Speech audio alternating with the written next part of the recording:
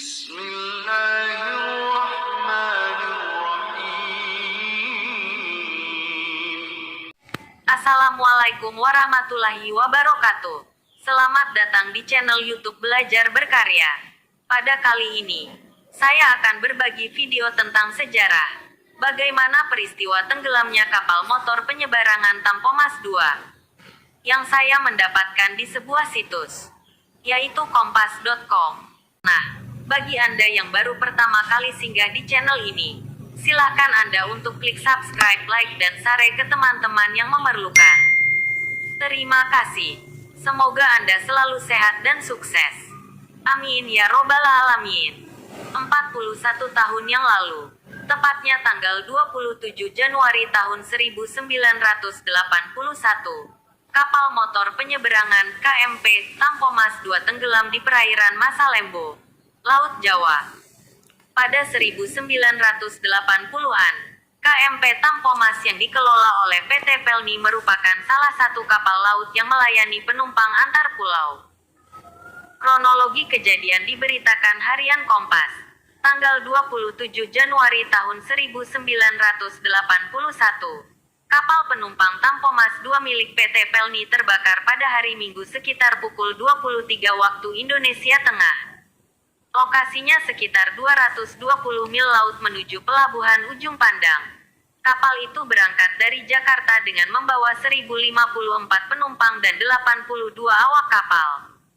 Namun, ketika berada di perairan dekat Kepulauan Masalembo, sebelah utara Pulau Kangean, Jawa Timur, kapal itu mengalami kebakaran.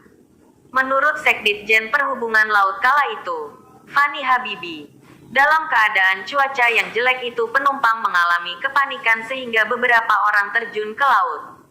Kapal Pelni atau kapal lain yang ada di sekitar kapal Tampomas II diperintahkan untuk mendekat dan memberikan pertolongan.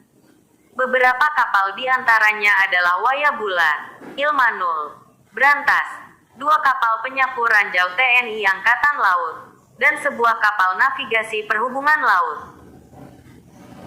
Dilansir dari harian Kompas, tanggal 28 Januari tahun 1981, kapal Tampomas II akhirnya tenggelam pada tanggal 27 Januari tahun 1981 pukul 12.42 waktu Indonesia Barat atau pukul 13.42 waktu Indonesia Tengah, meskipun berbagai usaha penyelamatan dilakukan.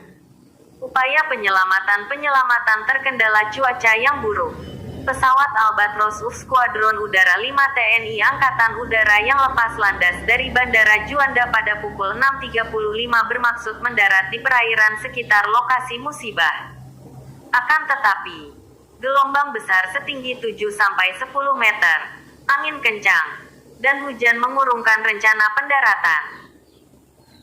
Dari udara juga terhalangi oleh kabut tebal, sehingga untuk menemukan lokasi kapal Tampomas II, pesawat Albatros harus terbang rendah sekitar 350-500 kaki dari permukaan laut.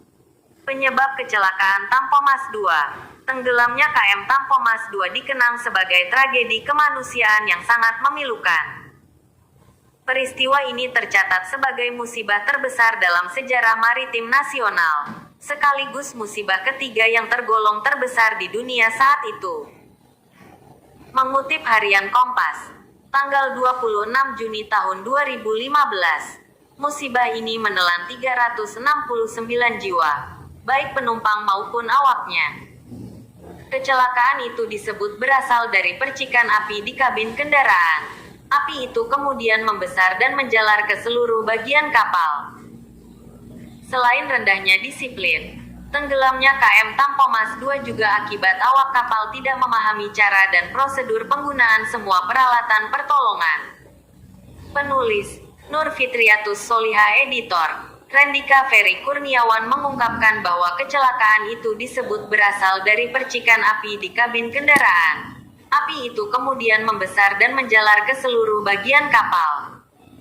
Kebakaran itu diduga akibat rendahnya disiplin penumpang dan awak kapal tentang keselamatan pelayaran.